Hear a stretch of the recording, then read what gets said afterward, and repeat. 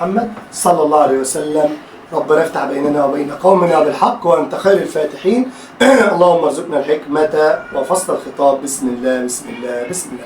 طالب الثانوية العامة أولى ثانوي، مرحبا بك دفعة 2026 في الفصل الدراسي الأول ومنهج البلاغة، المنهج المقرر عليه الجديد والأول مرة تسمع عنه طالب الصف الأول الثانوي 2026 الفصل الدراسي الأول. ما تنساش تشترك في قناة نصف اللغة العربية، تنشر الفيديو الأوسع نطاق لأن نشر العلم فيه خير كثير. بسم الله. الكناية يا جماعة هي لفظ يراد به معنى ملازم للمعنى الحقيقي، ويجوز أن يراد به المعنى الحقيقي. سر جمال الكناية الإتيان بالمعنى مصحوبا بالدليل. الإتيان بالمعنى مصحوبا بالدليل، دي سر جمال الكناية، سواء كناية عن صفة أو موصوف أو نسبة. تعالوا نشوف كناية عن صفة. أقول احمر وجه الفتاة، كناية عن صفة اللي هي إيه؟ اللي هي الخجل. بعديها لم يسرفوا ولم يقتروا، كناية عن الاعتدال والتوسط في سورة الفرقان في الآية بتاعت عباد الرحمن المقرر عليه في العام الماضي اللي هو الصف الثالث الإعدادي عباد الرحمن. هي ناعمة الكفين، كناية عن صفة الرخاء. بعد كده قرع فلان سنه، كناية عن صفة الندم. يشار إليه بالبنان، كناية عن صفة الشهرة وعلو المكان إلى غير ذلك. كناية عن موصوف، لما اجي اقول تسيل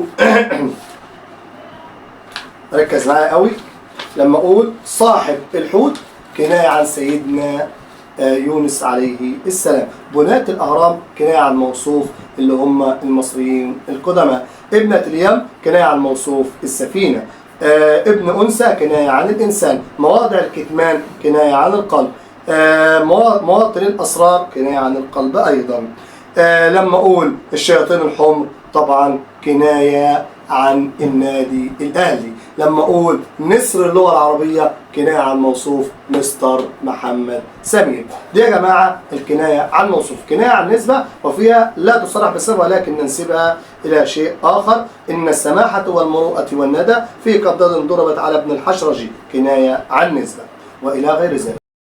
بسم الله. بص يا ابني، لما اقول اليمن يتبع ظله والمجد يمشي في ركابه، كناية عن ايه؟ عن نسبة. طيب الخيل معقود بنواصيه الخيل، برافو عليك، كناية عن نسبة.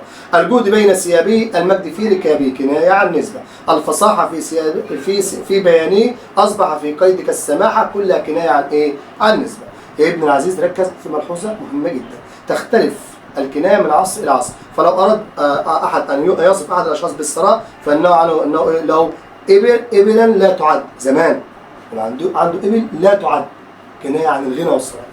أما اليوم نقول إيه؟ أنه لا تعرف ألوان سيارته، يعني عنده يمكن 300 سيارة كل يوم بيغير سيارة شكل، كناية عن الغنى. يبقى زمان بيرمز الغني بالإيه؟ بعدد الإبل بتاعته، النهارده بألوان سيارته. طبعا طالب الثانوية العامة، طالب الصف الأول الثانوي، تخلي بالك جدا لان برضو بتاع اولى ثانوي بيستفاد، بتاع ثانيه ثانوي خدوا في سنه اولى فبيستفاد، بتاع ثالثه ثانوي مقرر ايضا. فشرح البلاغه بتاع الصف الاول الثانوي مهمه جدا لاولى ثانوي، ثانيه ثانوي، ثالثه ثانوي. ابن العزيز ما تنساش تشترك في قناه نصف اللغه العربيه، تنشر الفيديو لاوسع نطاق لان نشر العلم فيه خير كثير. وبيكم ابنائي الاعزاء، طلاب الاعزاء، طلاب الصف الاول الثانوي، قناه نصف اللغه العربيه تبقى افضل قناه على مستوى الجمهوريه. دايما الصلاه على النبي محمد صلى الله عليه وسلم، لان بها تمحى ذنوبك وبها تزيد حسناتك وبها تنال شفاعه المصطفى، ونشرب من يد النبي محمد صلى الله عليه وسلم شربة هنيئة لا نظمأ بعدها أبدا. اللهم صل وسلم وبارك وزد على سيدنا محمد وعلى آله وصحبه أجمعين، كما صليت على إبراهيم وعلى آل إبراهيم، وبارك على سيدنا محمد وعلى آل سيدنا محمد كما باركت على إبراهيم وعلى آل إبراهيم في العالمين إنك حميد مجيد. وسلام الله عليكم ورحمته وبركاته.